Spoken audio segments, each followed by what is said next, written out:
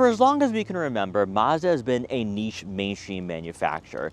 In regards to sales figures and sales volume, they've never really been competitive with Subaru, Toyota, and Honda. But in the 2020s, that has changed quite rapidly. And in fact, Mazda is becoming a problem for Subaru and Honda with the CX-30. Now, a few years ago, when the CX-30 first came into production and entered the lineup, everyone was questioning, why are they getting rid of the CX-3? What is Mazda doing? Well, here we are, I think 4 years later, and the CX-30 is having its best year ever, and I think for a great reason. Not only is it affordable on the lower end, but when you get higher up in the trim levels, like the model we have today with the Turbo Premium, now you're receiving something even better, and that is a luxurious interior, a great powertrain under the hood, and maybe even a great overall value. In today's video, we're going to check out what the CX-30 Turbo Premium has to offer and why it might just be one of the best subcompact crossovers you can buy today. Now, before we get in this video, I want to give a huge shout and thank you to Ira Mazda in Westwood, Massachusetts for letting me come down here to check out the CX-30. Their link will be in the description below, so you can check out their extensive Mazda inventory. So as always, let's begin with pricing. For 2025 with the Turbo Premium, you're looking at a starting cost of right around 35 grand, which when you are comparing this to other mainstream subcompact crossovers, it is a bit more expensive. And on top of that, with the Turbo Premium, this isn't the top trim. You can go one step above that with the Turbo Premium Plus, giving you better safety equipment. So when you are cross-shopping this with a Crosstrek, Chevrolet Trax, Honda HR-V, you might notice with those three competitors, they come in at around 31, 32 grand. However, with the CX-30, you're getting a lot more creature comforts and amenities that you're just not going to find from other mainstream rivals. Now, it first starts off with the exterior design, because with the CX-30, you have a hatchback-like roofline and hatchback-like rear fascia, which is to be expected with the CX-30 taking a lot of elements from the Mazda 3 hatchback, but building off of that with aggressive cladding for the side profile and rear bumper, letting you know the CX-30 is capable and year-round versatile. Now, also for 2025, we have a new paint color, which is Arrow Gray. Now that comes right off of the Mazda Miata, making the CX-30 look even more sporty and aggressive than ever before. But it does go one step further for our model though, because it is a Turbo Premium. And with the Turbo Premium, you have gloss black accents found throughout. So starting up front, you are going to notice the gloss black trim that outlines the front grille design. I absolutely love that. Now, I'm not a hater on the chrome look that we find on other CX-30 models. However, it goes really well with that Arrow Gray paint color. Up front, you are going to have full LED headlights and LED turn signal indicators, which will be found on the lower portion of the front bumper. I do like that split design here. It looks really nice, but also it does have the car-like design elements that we don't typically find in this market.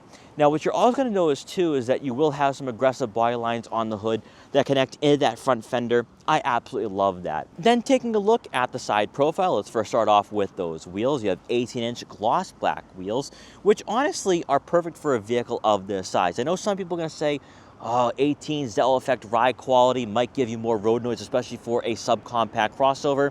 Honestly though, 18s work very well for the CX-30. Those gloss black wheels will match the gloss black side mirror caps with turn signal indicators to go along with blind spot detection for added safety, and better yet, you will have gloss black roof rails for that sportier appearance. Then making our way around to the back, you are going to have full LED taillights, giving you more of an upscale appearance to this model, also more of a modern look as well. You're going to have the dual exhaust outlets, with a lot of manufacturers, especially in this market, are tucking those exhaust outlets beneath the bumper for a cleaner appearance. And as I talked about before, matching what you have for the side profile, you have aggressive cladding for that rear bumper. Also, and more importantly, and maybe even more noteworthy, is that for that rear hatch, you have the gloss black trim outlining with that spoiler, with the CX-30, with that hatchback design. It looks fun, it looks engaging, it makes a great first impression. Whereas a lot of subcompacts in this market are boxy, they are a bit more obtuse. Whereas this is actually going to give you some inspiration, not only when you take a look at it, but also when you are behind the wheel. taking a quick peek under the hood for our Mazda CX-30 we have today, we have a 2.5-liter turbocharged 4-cylinder engine producing 250 horsepower and 320 pound-feet of torque. It is paired with a 6-speed automatic transmission, and better yet, for all of you who do live in colder regions of the US, all-wheel drive does come standard. There's a lot going for this model here because not only when you take a look at the exterior, it does look upscale and it actually has a nice road presence to it, but it's also the performance as well. At 250 horsepower, this is one of the most powerful crossovers in its segment under $40,000, which is why I think you could theoretically cross-shop this with a BMW X1 or Audi Q3. Now, also another thing too is that you don't have a CVT like you're going to find in a Subaru Crosstrek, Honda HR-V, or Toyota Corolla Cross. So you are going to have a bit more fun being behind the wheel of this vehicle compared to most of its close competitors. Now, also with this turbo, you're not really sacrificing fuel efficiency either, because you are going to receive right around 22 miles per gallon in the city and 30 miles per gallon on the highway. Not too bad. So if you are looking for an economical choice in this segment, I think the CX-30 still falls under that category. Hopping inside the Mazda CX-30, this vehicle is an inflection point in the market because you could cross-shop this with an HR-V, with a Toyota Corolla Cross, Subaru Crosstrek, Chevrolet Trax, but then you could also on the higher end say, well, I could save about maybe $5,000 compared to an Audi Q3, BMW X1, or Mercedes-Benz GLA. Now, I know some of you will be focusing on the badge and the brand recognition and say, I'd rather go with a luxury manufacturer. But at $35,000 for this trim, you are receiving quite a bit here in regards to the overall refinement and quality, and maybe even the amenities as well.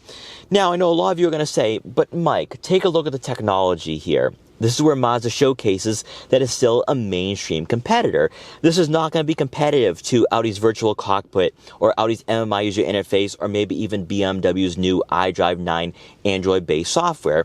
And you're not wrong there, and we'll go over the technology in a minute.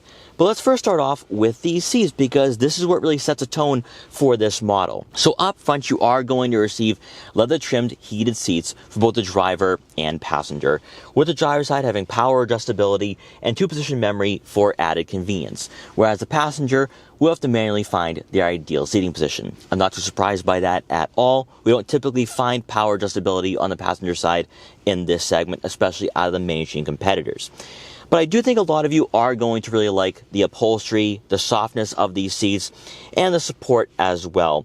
That will go a long way, and we see a lot of this from Mazda, where they do prioritize a luxurious nature over everything else. And it goes one step further with the soft touch materials on the dashboard and door panels, and of course your leather-wrapped steering wheel, which is heated for the Turbo Premium, which is a great feature to have on a very cold day like today. And this is where I think Mazda is at their best, where you have nice firm 10-2 grips, but also firm 9-3 positions as well.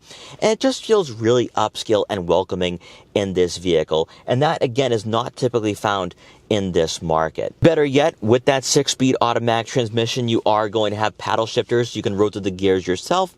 Although for a vehicle like this, without a sports tune suspension, you might just be using this as a daily driver, and a comfortable daily driver at that. In front of you will be analog gauges with a small information display in the center, and by pressing info you can scroll through some information here. Obviously this is not going to be super in-depth or intuitive, but Mazda does focus on giving you more of a trimmed down experience here, where they don't want you focused on the technology necessarily. Everything is about the quality and refinement, and I think some of you actually prefer this over a full digital gauge cluster. Now with the Turbo Premium, you are going to receive a head-up display, which is very easy to read, high quality, and the resolution is pretty good for a vehicle under $40,000. That'll keep your eyes on the road ahead of you rather than looking down at your gauge cluster or maybe even your infotainment system. And speaking of the infotainment system, you are going to receive a 10.2-inch screen with wireless Apple CarPlay and Android Auto compatibility. And by going with the premium trim, regardless of whether it's the turbo or non-turbo, you are going to receive a 12-speaker Bose audio system, which will amplify the audio of your favorite music. However, just like we've seen across the entire Mazda family of products, if you're only using their software, you'll have to use the rotary dial and quick access buttons to get to different menus efficiently. But when you do use Apple CarPlay or Android Auto, it becomes a touchscreen. So I wish Mazda would give you the dual functionality across both softwares, and it would be competitive with other vehicles in this segment. But Mazda has always focused on the safety aspect for their technology, where they don't want you reaching for that screen. And that kind of does make sense, but I would love to see Mazda integrate a screen where it's closer towards you, where you can actually reach for it, and it is a touchscreen if you so desire to use it that way. I will say though that with the rotary dial and quick access buttons, it helps make the software very easy to use, and the minute you hop inside, it becomes second nature. So that's really all I could ask for, in my opinion, for a vehicle like this at around $35,000. Now with the Premium, you are going to receive a rear backup camera with trajectory. However, if you are someone on the fence thinking, I should go with the Turbo Premium Plus, well, here's what you will receive over the Premium.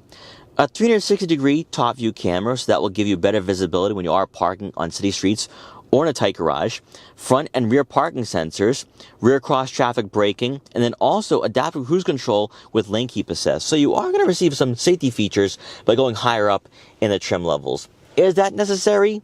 Maybe, maybe not, but you're not really missing out on the creature comforts though. So you don't get ventilated front seats, you don't get a power adjustable passenger seat. So I think you could probably save a couple $1,000s and just stick with the Premium. Beneath the head unit, you are going to find that row of buttons and dials for your dual zone climate control, front and rear defrosters, AC, fan speed, and fan direction.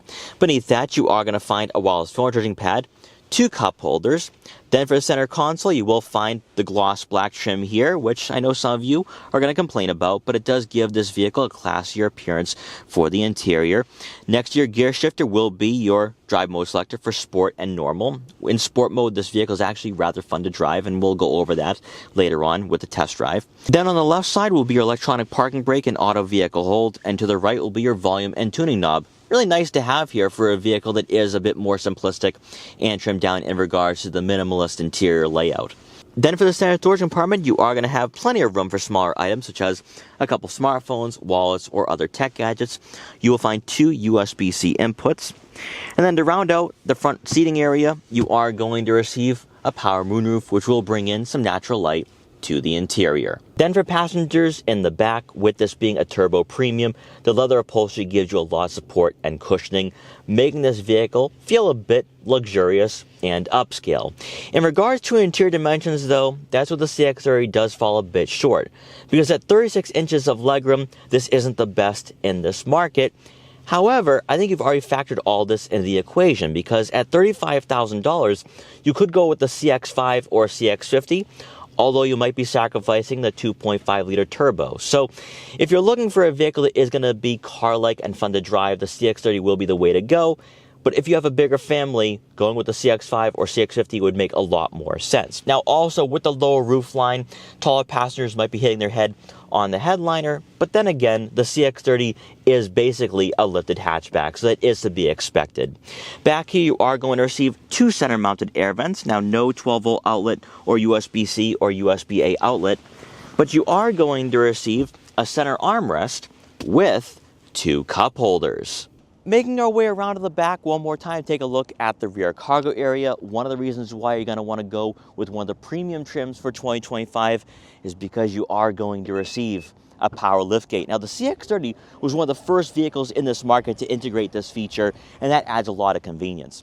Behind the second row seat, you're looking at right around 20.2 cubic feet of room, which isn't the best in this market, but keep in mind, with the CX-30, it's basically a lifted Mazda 3 hatchback, so that's to be expected. This does have a hatchback-like roofline and rear fascia. Now, I was able to fit all my camera gear today, no problem. So I have 3 bags of camera gear, a gimbal box, and a tripod. Also, you will have some small little cubbies on both sides of the cargo area to store some water bottles, car detail equipment, or maybe even a first aid kit. Then with the second row seats folded, you're looking at right on 45 cubic feet of room, which falls mostly in line with a lot of smaller subcompacts in this market. So if you're looking for a city-friendly vehicle, or maybe you're just someone who has a smaller family, this should be very conducive for your lifestyle.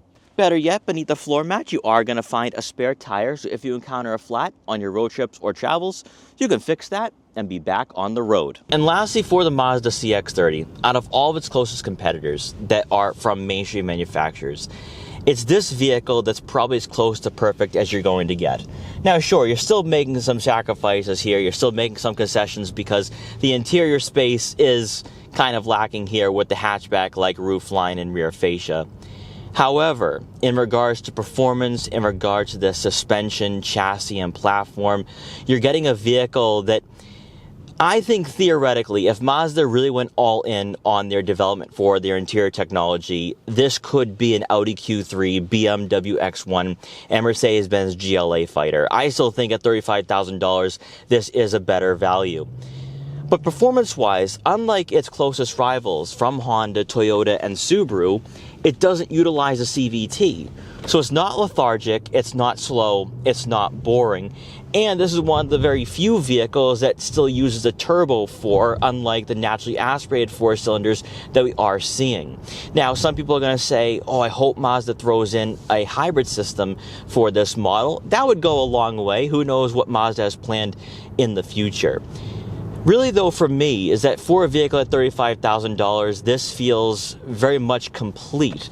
In regards to the handling, there's a nice weight to it. Obviously, it's not going to feel like a BMW X1 M35i. It's not going to feel like a sports crossover in that sense. But you are going to have some sense of engagement and enjoyment being behind the wheel. So many subcompacts are lacking in that department because you could say, well, they're practical, they're affordable, they're efficient. That's really all you could want and ask for. But with the CX-30, you're getting much more than that. You're getting that efficiency, you're getting that affordability, but now you're sprinkling in the luxury aspects, the luxury qualities, and you're also getting a vehicle that, in my mind, at $35,000, I think is a better value and severely undercuts those luxury competitors. Better yet, with this 6-speed automatic transmission, the gear shifts are nice and smooth and pairs up very well with this engine. While I do think that the naturally aspirated 4-cylinder is more than adequate for a vehicle under $30,000, by spending a little extra with the turbo, you're receiving just a bit more. You're getting the fun factor that you don't typically find in this market. On top of that, you have the smaller details, such as a head-up display with traffic sign recognition. How many subcompacts give you that? You also have a nice infotainment system that is easy to use and high quality. So again, out of a mainstream manufacturer, can you ask more or demand more? Probably not. I also really like the fact that with this interior, the soft touch materials on the dashboard, the door panels, the two-toned interior, which is very subtle, by the way. I really didn't talk about that when we talked about the interior portion of this review, is a nice touch. And Sony manufacturers overlook all of these aspects. Well, there might be some people out there that will have something to criticize, whether it is a technology or maybe for enthusiasts, they wish they had a sports new suspension thrown into this model because there are sportier trims. When you take a step back and you look at the closest competitors like the Chevrolet Trax, like the Subaru Crosstrek, maybe even the Toyota Corolla Cross, the CX-30 is miles ahead of those vehicles. And while we have seen a lot of great gains being made in this segment, it's still all about the intangibles. The fact that they're economical and fuel efficient is what draws buyers into this market. But with the CX-30, you're getting so much more than that. And usually for subcompacts, when I do these reviews, I check out, oh, the practicality, that's great. Someone's going to actually really love that. Or people are going to love the technology or just the fuel efficiency. With the CX-30, I just go down the list and say, all right, these are all great selling points, strong selling points, and that's what makes the CX-30, I think, such a compelling choice, and why the CX-30 is becoming a very popular choice in this market.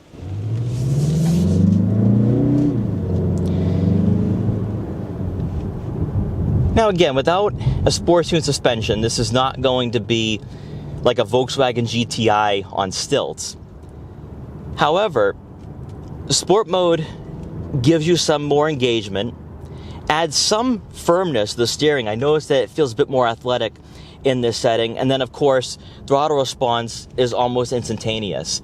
With this Turbo 4, it doesn't make a lot of noise, even in sport mode, which is pretty impressive. And on top of that, with that lack of engine noise, there's a lack of outside noise. It's actually a windy day today, and I don't hear any of that wind noise. Even with the 18-inch wheels, you go over the bumps and imperfections quite well. I mean, obviously, this is not going to be the softest ride out there, but you don't expect that for a subcompact. If you are someone on the fence and you're like, all right, I have a budget of around $40,000 or $45,000, where should I look to? What should I go with? The CX-30 at least has to be on your list of considerations. And the reason why I always lean more towards the luxury side of things, at least for a Turbo Premium, is because this is too good to be comparing to a Subaru Crosstrek, Honda HR-V, and Toyota Corolla Cross, and of course the Chevrolet Trax. The Trax is front-wheel drive based with a 3-cylinder engine. So that is going to not be as capable as what you have here with the CX-30. But even outside the capability aspect, even outside of the fact that, pricing-wise, this is a bit more expensive, even at $35,000, maybe being $2 or $3 grand more than its closest rivals, it feels more well-equipped. It feels more refined. It feels more high quality. And if you're someone who doesn't need a vehicle the size of the CX-5 or CX-50, the CX-30, in my mind, is a no-brainer. So guys, I hope you enjoyed this quick review for the 2025 Mazda CX-30 Turbo Premium. If you did, please like, comment, share, and subscribe for more, and I will see you guys next time.